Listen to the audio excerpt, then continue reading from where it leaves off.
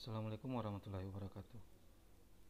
Selamat datang kembali pada channel Imajinasi, channel yang sengaja dibuat untuk berbagi ilmu, pengetahuan, dan informasi. Pada video kali ini kita akan membahas tentang salah satu teknik dalam analisis laporan keuangan, yaitu teknik analisis rasio. Sebelumnya kita membahas pada video-video yang lalu tentang konsep dasar analisis laporan keuangan dan juga tentang teknik perbandingan di dalam analisis laporan keuangan. Pada video ini khusus untuk pembahasan teknik analisis rasio. Tujuan utamanya adalah membahas tentang rasio likuiditas dan rasio solvabilitas. Sebenarnya ada beberapa analisis rasio di dalam melakukan analisis laporan keuangan. Untuk video ini dibatasi hanya dua rasio, yaitu rasio likuiditas dan rasio solvabilitas. Untuk dua rasio yang lainnya akan dibahas pada video selanjutnya. Langsung saja kita pada pembahasan konsep dasar dari analisis rasio. Apa sih yang dimaksud dengan analisis rasio? Analisis rasio fokus pada laporan keuangan sama dengan teknik analisis yang lainnya. Hanya saja pada analisis perbandingan, untuk analisis perbandingan kita menggunakan beberapa laporan keuangan. Pada analisis rasio kita fokus pada satu laporan keuangan, yang mana laporan keuangan tersebut kita akan bandingkan antar pos di dalam laporan keuangan yang tersedia. Misalnya saja dalam hal ini laporan keuangan adalah neraca, ada sisi aktiva dan ada sisi pasiva, yaitu kewajiban dan ekuitas.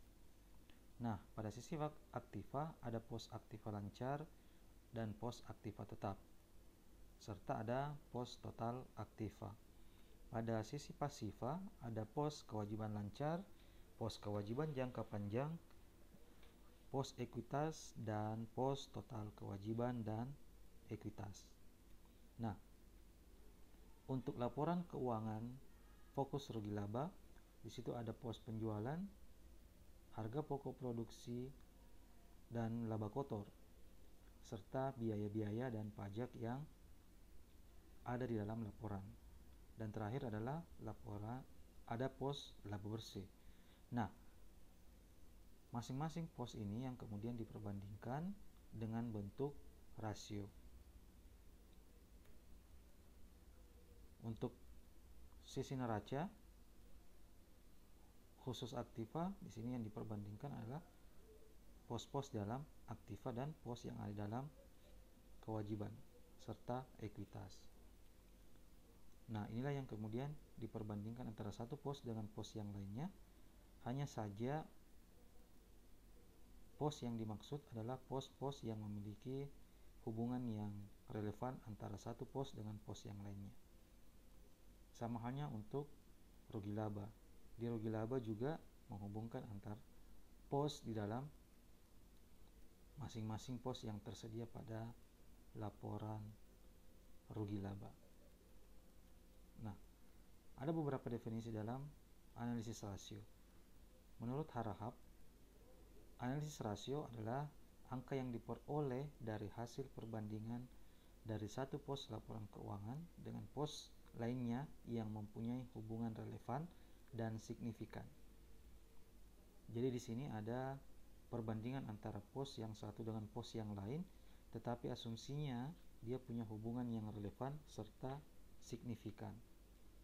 Berikutnya, menurut Kasmir menjelaskan, analisis rasio merupakan kegiatan membandingkan angka-angka yang ada di dalam laporan keuangan dengan cara membagi satu angka dengan angka yang lainnya.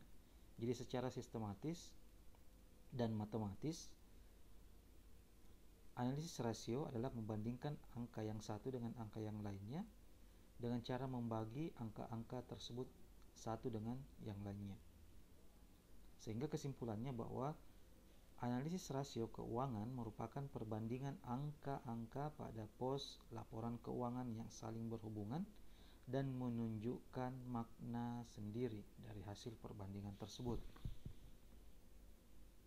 Kita dapat menyimpulkan bahwa analisis rasio dalam analisis laporan keuangan merupakan perbandingan antara angka-angka di dalam pos laporan keuangan yang memiliki hubungan yang relevan dan punya makna tersendiri. Jadi secara matematis ada perbandingan, dan secara ekonomis dia punya hubungan yang signifikan atau hubungan yang memiliki arti tersendiri. Sekalipun kita dapat membandingkan antara pos yang satu dengan pos yang lainnya secara matematis, tetapi kalau tidak memiliki hubungan ekonomis yang punya arti signifikan, berarti perbandingan tersebut bukan perbandingan rasio, melainkan hanya sebatas perbandingan matematis. Nah, apa sih keunggulan dalam analisis rasio? Yang pertama adalah rasio merupakan angka atau ikhtisar statistik yang mudah dibaca dan ditafsirkan. Jadi perbandingan dalam teknik ini, teknik rasio, adalah perbandingan yang sangat mudah dibaca oleh setiap orang, baik yang tidak memiliki background akuntansi atau background manajemen keuangan, tetapi ketika membaca hasil daripada analisis rasio, maka setiap orang mampu memahaminya. Sehingga dalam hal ini keunggulannya adalah rasio merupakan angka yang mudah dibaca dan ditafsirkan oleh semua kalangan. Yang kedua adalah merupakan pengganti yang lebih sederhana dari informasi yang disajikan laporan keuangan secara lebih rinci dan rumit. Jadi pada dasarnya laporan keuangan itu merupakan informasi-informasi yang tersaji secara rinci, akan tetapi dia lebih rumit sehingga akan lebih disederhanakan dengan menggunakan teknik analisis rasio. Berikutnya adalah keunggulannya, dengan menggunakan analisis rasio kita mampu mengetahui posisi perusahaan di tengah-tengah industri yang lain. Jadi ketika kita ingin menganalisis sebuah perusahaan, maka pada saat itu menggunakan rasio dalam menganalisis, maka kita dapat melihat secara seksama posisi perusahaan tersebut di tengah industri yang lain atau pada industri yang sama dengan perusahaan yang serupa. Berikutnya adalah keunggulannya bermanfaat sebagai bahan dalam mengambil keputusan atau prediksi. Jadi salah satu keunggulan dalam teknik analisis rasio adalah predictable. Kita mampu melakukan prediksi terhadap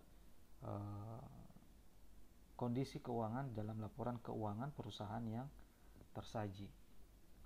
Selanjutnya adalah menstandarisir size perusahaan. Dengan menggunakan teknik analisis rasio, kita mampu menstandarisasi ukuran sebuah perusahaan. Apakah perusahaan tersebut masuk dalam kategori ukuran skala besar, skala menengah, atau skala kecil, itu tergantung daripada teknik analisis rasio di dalam melakukan analisis laporan keuangan. Berikutnya adalah dengan menggunakan analisis rasio, maka akan lebih mudah membandingkan perusahaan yang satu dengan perusahaan lainnya secara periodik atau time series. Jadi ketika kita ingin membandingkan antara satu perusahaan dengan perusahaan yang lainnya dengan menggunakan teknik analisis rasio, maka itu lebih mudah.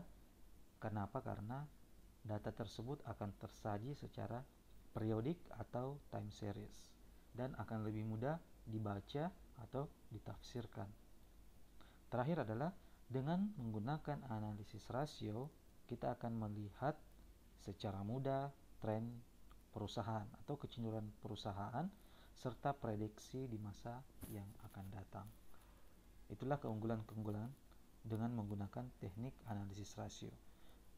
Sebagian keunggulan ini juga ada pada teknik-teknik yang lain, tetapi secara dominan keunggulan dalam teknik analisis rasio lebih mudah untuk ditafsirkan oleh pengguna secara umum. Ini menurut Harahap. Selanjutnya, keterbatasan dalam analisis rasio. Keterbatasan analisis rasio, ketika kita seorang analis menggunakan analisis rasio, maka kita akan memperoleh kesulitan dalam memilih rasio yang tepat. Karena banyak macam rasio yang digunakan dalam teknik analisis rasio, maka kita akan kesulitan dalam memilih rasio yang mana yang tepat, yang disesuaikan dengan kepentingan pengguna. Misalnya kita ingin melihat kinerja laporan keuangan atau kinerja perusahaan dalam sudut pandang keuangan, maka kita harus memilih rasio yang berhubungan dengan kinerja perusahaan. Jika kita ingin melihat seberapa liquid perusahaan tersebut, maka kita harus memilih rasio yang berhubungan dengan likuiditas perusahaan. Oleh karenanya, kita harus mampu dengan jeli memilih rasio yang digunakan dalam menganalisis sesuai dengan kebutuhan masing-masing pengguna. Berikutnya adalah keterbatasannya. Jika data untuk menghitung rasio tidak tersedia, maka akan menimbulkan kesulitan menghitung rasio. Dalam menggunakan teknik rasio, sudah tersedia formulasi-formulasi yang digunakan.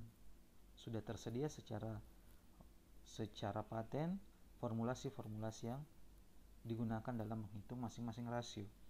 Oleh karenanya, biasanya dalam formulasi tersebut terdapat rumusan yang mana pos-pos tersebut tidak tersedia di dalam laporan keuangan. Oleh karenanya, ketika kita memilih rasio yang tepat, maka juga harus memperhatikan apakah pos di dalam formulasi rasio tersebut tersaji dalam laporan keuangan perusahaan yang ingin kita analisis. Selanjutnya adalah ketika kita menggunakan teknik analisis rasio, maka terkadang kita mengalami kesulitan jika data yang digunakan tidak sinkron. Biasanya ini terdapat pada laporan keuangan yang tidak menyediakan beberapa informasi-informasi sehubungan dengan kebutuhan analisis pada formulasi analisis rasio. Ini biasa terjadi dalam teknik analisis rasio. Berikutnya adalah jika dua perusahaan dibandingkan, bisa saja standar akuntansi yang digunakan tidak sama. Oleh karenanya, seorang analis harus memperhatikan laporan keuangan yang disajikan oleh masing-masing perusahaan. Perlu dianalisis lebih jauh, lebih dalam terkait masalah standar akuntansi yang digunakan oleh masing-masing perusahaan dalam menyusun laporan keuangannya. Terkadang kita ingin membandingkan antara perusahaan konvensional dengan perusahaan syariah, artinya di situ ada perbedaan standar akuntansi yang digunakan. Atau misalnya ada perusahaan yang menggunakan standar akuntansi dengan penyusunan akuntansi berbasis kas atau cash basis. Ada juga yang menggunakan perusahaan menggunakan accrual basis. Maka itu yang menjadi permasalahan ketika menggunakan teknik analisis rasio. Itu tadi keterbatasan di dalam teknik analisis rasio menurut Harahap. Berikutnya adalah catatan dalam analisis rasio. Jadi ada hal-hal yang perlu diperhatikan dalam analisis rasio. Apa saja? Bahwa dalam analisis rasio terdapat dua hubungan antar pos-pos di dalam perbandingan rasio analisis laporan keuangan. Yang pertama adalah hubungan matematik serta hubungan ekonomi. Jadi dalam analisis rasio ada hubungan matematik dan ada hubungan ekonomi. Hubungan matematik yang dimaksud di sini adalah setiap pos bisa diperbandingkan atau bisa dibagi antara satu pos dengan pos yang lain. Akan tetapi tidak secara ekonomi, secara hubungan ekonomi, tidak semua pos tersebut bisa dihubungkan. Karena secara matematis perbandingan tersebut menghasilkan angka rasio. Tetapi ketika dihubungkan secara ekonomi, biasanya angka rasio tersebut tidak memiliki arti.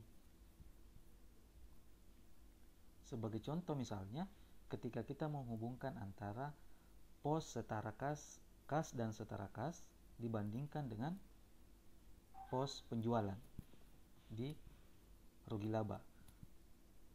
Secara matematis, kita bisa menghubungkan antara pos kas dan setara kas dengan pos penjualan. Tetapi secara hubungan ekonomi tidak ada maknanya.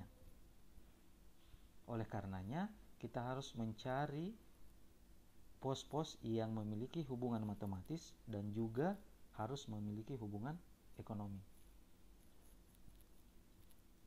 Berikutnya adalah ukuran akan menjadi seragam dengan menggunakan rasio. Jadi di sini ada skala. Ketika kita menggunakan skala, maka secara rasio semuanya akan menjadi seragam. Berikutnya adalah angka negatif dalam data harus diperhatikan secara seksama dan diketahui asalnya. Nah, ini yang menjadi perhatian khusus juga ketika ingin melakukan analisis laporan keuangan dengan teknik analisis rasio. Biasanya akan muncul angka negatif. Angka negatif ini biasanya muncul pada laporan rugi laba. Di situ biasanya angka negatif ini adalah angka yang berasal dari pengeluaran atau biaya yang ada dalam laporan keuangan. Ketika dihubungkan antara biaya, pengeluaran dan penerimaan, maka akan muncul angka negatif. Oleh karenanya, seorang analis harus memperhatikan dari mana asal angka negatif ini. Selanjutnya adalah setiap analis mempunyai preferensi masing-masing. Setiap analis punya pertimbangan masing-masing dalam melihat hubungan antar pos-pos yang terjadi dalam formulasi rasio. Oleh karenanya, hal tersebut juga menjadi pertimbangan dalam analisis rasio. Ini menurut Prihadi. Selanjutnya adalah penggolongan rasio. Di dalam analisis rasio terdapat penggolongan-penggolongan untuk melakukan teknik analisis rasio dalam analisis laporan keuangan. Penggolongannya adalah khusus pada rasio neraca. Rasio ini adalah rasio yang disusun dari data yang berasal dari neraca. Misalnya current ratio, acid test ratio, dan lainnya. Maksudnya adalah setiap pos-pos dalam formulasi rasio ini itu berasal dari pos yang ada dalam laporan neraca. Berikutnya adalah rasio-rasio yang tergolong pada pos-pos dalam laporan rugi laba. Artinya setiap pos dalam formulasi rasio ini diperoleh dari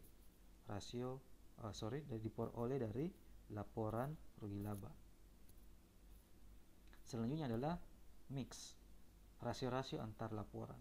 Di sini ada hubungan antara baik itu pos yang berasal dari neraca maupun pos berasal dari laporan rugi laba. Misalnya asset turnover, inventory turnover, dan beberapa rasio-rasio lainnya yang berhubungan antara satu pos di laporan yang lain dengan pos yang berbeda pada laporan yang lainnya. Itu menurut Haryanto. Hal ini yang perlu dipahami terkait masalah penggolongan rasio, sehingga sangat jelas bahwa pos ini atau formulasi dalam rasio ini diperoleh dari pos laporan tertentu,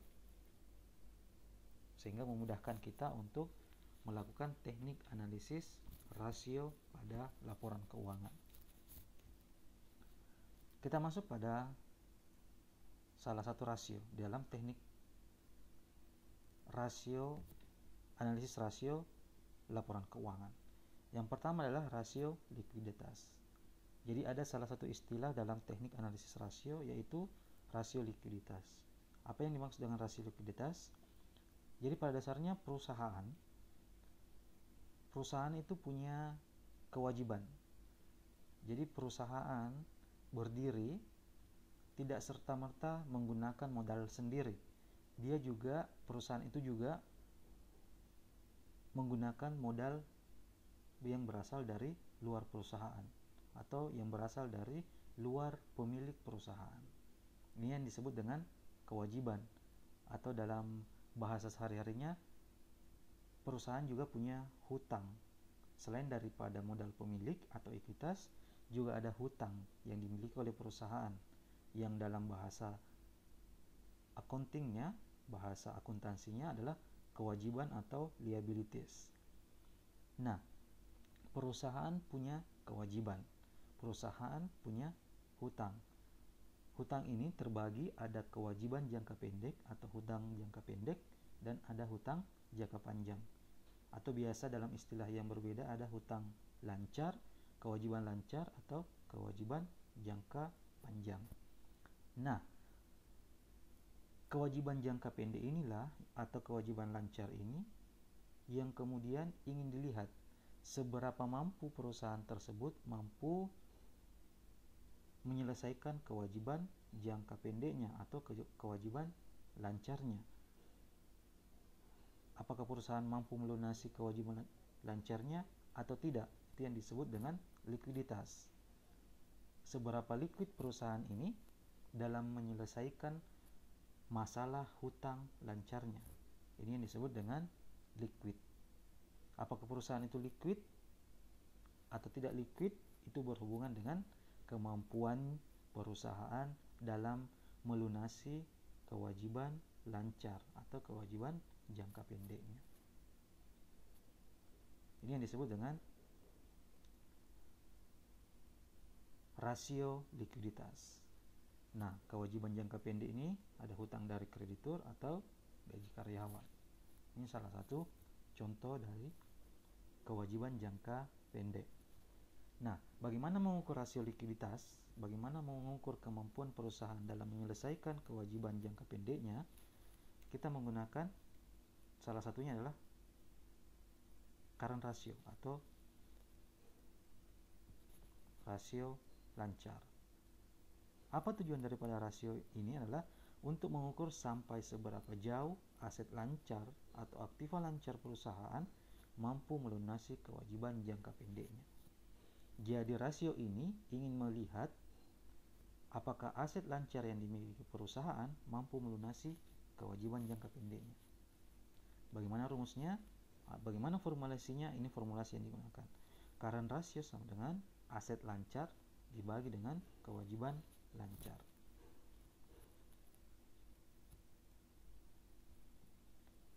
Apabila rasio lancar ini hasilnya 1:1 atau 1 aset lancar dan 1 kewajiban lancar, berarti bahwa Rp1 aset lancar dapat melunasi 1 kewajiban lancar perusahaan.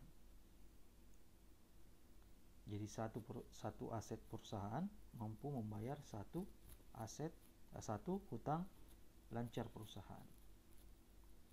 Artinya, jika current ratio ini angkanya besar, maka perusahaan mampu melunasi kewajiban jangka pendeknya. Tetapi jika angka current ratio ini kecil, maka dapat dipastikan perusahaan ini kesulitan dalam melunasi kewajiban lancarnya. Berikutnya ada rasio quick ratio. Rasio ini adalah untuk mengukur sampai seberapa jauh aset lancar perusahaan mampu melunasi kewajiban jangka pendeknya tanpa ada unsur persediaan di dalam aktiva lancar. Kalau yang tadi adalah total aset lancar. Kalau ini dia lebih liquid dari current ratio. Kenapa? Karena kita mengeluarkan unsur persediaan di dalam aktiva lancar. Bagaimana formulasinya?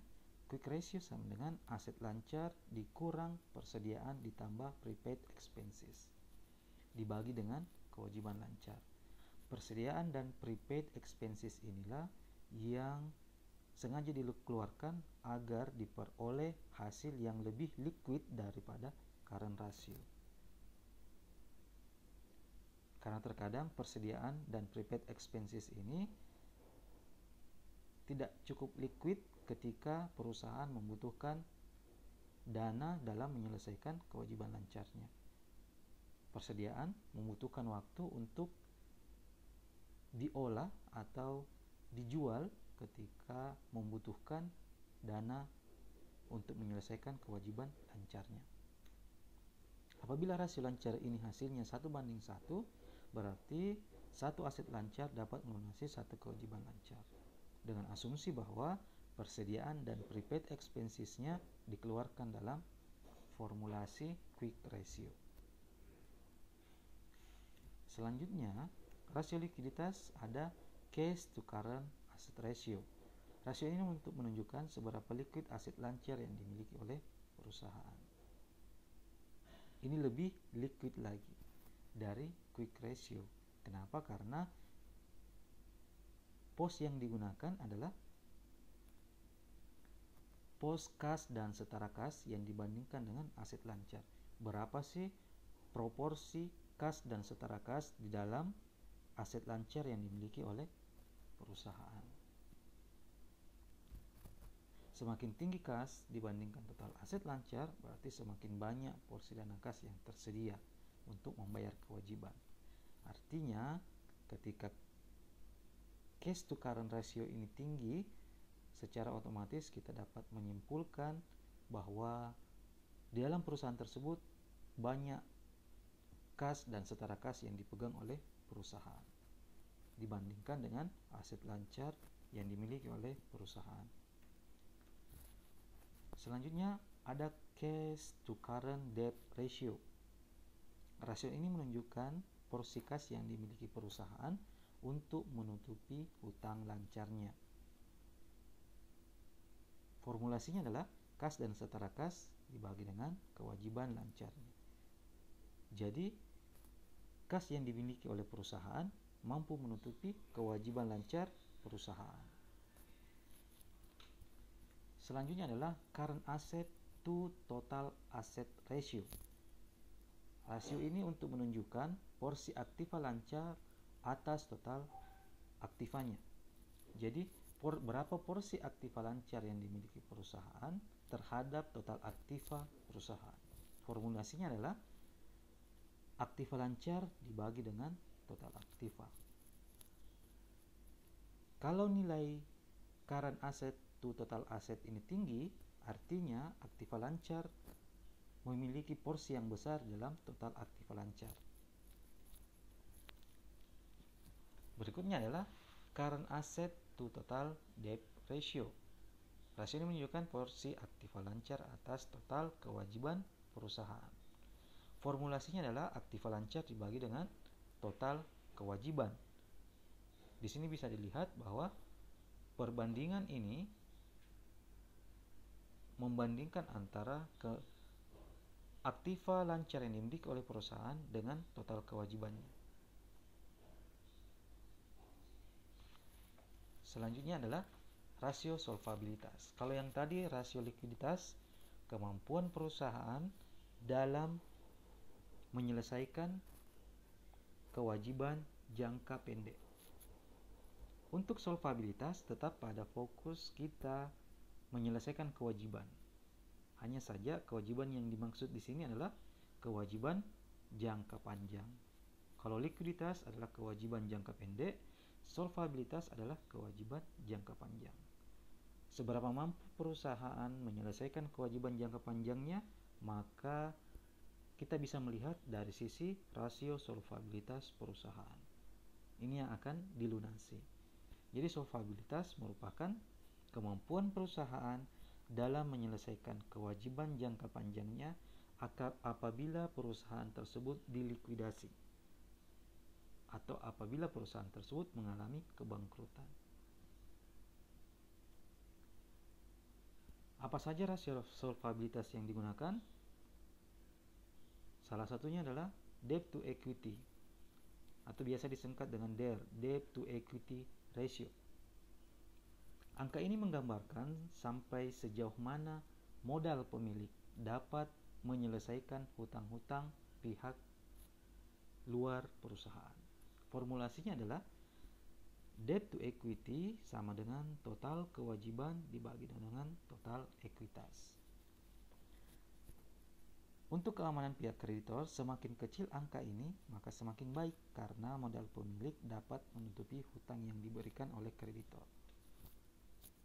Jadi dari sudut pandang kreditor, ketika angka DER ini makin kecil, maka ini makin baik. Kenapa? Karena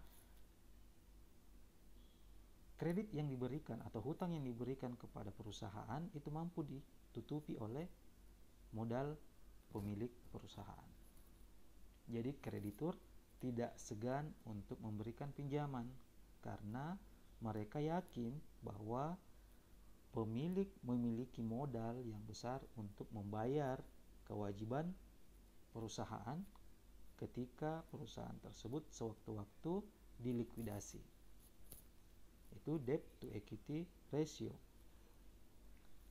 Sementara untuk pihak pemegang saham atau manajemen, semakin besar angka ini maka akan semakin baik. Berbeda halnya dari persepsi kreditor. Kenapa? Karena besarnya hutang dipergunakan untuk perusahaan. Jadi porsi hutang digunakan untuk melakukan atau melaksanakan operasional perusahaan. Semakin besar kewajiban dalam perusahaan, menurut manajemen perusahaan atau pemegang saham akan semakin baik karena kita menggunakan hutang untuk melakukan operasional perusahaan. Jadi ada dua sudut pandang yang berbeda, sudut pandang kreditor dan sudut pandang manajemen dan pemilik saham. Tergantung Anda berdiri pada posisi yang mana. Berikutnya adalah debt service ratio, rasio pelunasan hutang. Rasio ini menunjukkan sejauh mana laba setelah dikurangi bunga dan penyusutan serta biaya non-kas dapat menutupi kewajiban bunga dan pinjaman. Formulasinya adalah laba bersih ditambah bunga ditambah penyusutan ditambah beban non-kas dibagi pembayaran bunga dan pinjaman. Semakin besar rasio ini, maka semakin besar kemampuan perusahaan menutupi kewajibannya dengan menggunakan pos laba bersih. Selanjutnya ada debt to total asset ratio. Rasio ini menunjukkan sejauh mana kewajiban dapat ditutupi oleh aktiva. Jadi aktiva perusahaan mampu menutupi kewajiban perusahaan. Inilah yang dimaksud dalam debt to total asset ratio. Formulasinya adalah total kewajiban dibagi dengan total aktiva. Agar lebih aman, maka porsi hutang terhadap aktiva harus lebih kecil. Jadi, pos kewajiban atau nilai dari total kewajiban diharapkan lebih kecil daripada total aktiva. Sehingga ketika perusahaan mengalami likuidasi, maka aktiva perusahaan mampu menyelesaikan seluruh kewajiban yang dimiliki oleh perusahaan. Itu tadi penjelasan singkat mengenai teknik analisis rasio pada analisa laporan keuangan. Untuk teknik-teknik yang lain akan kita bahas pada video selanjutnya. Terima kasih banyak, tetap stay pada channel Imajinasi untuk memperoleh ilmu dan pengetahuan serta informasi. Wassalamualaikum warahmatullahi wabarakatuh.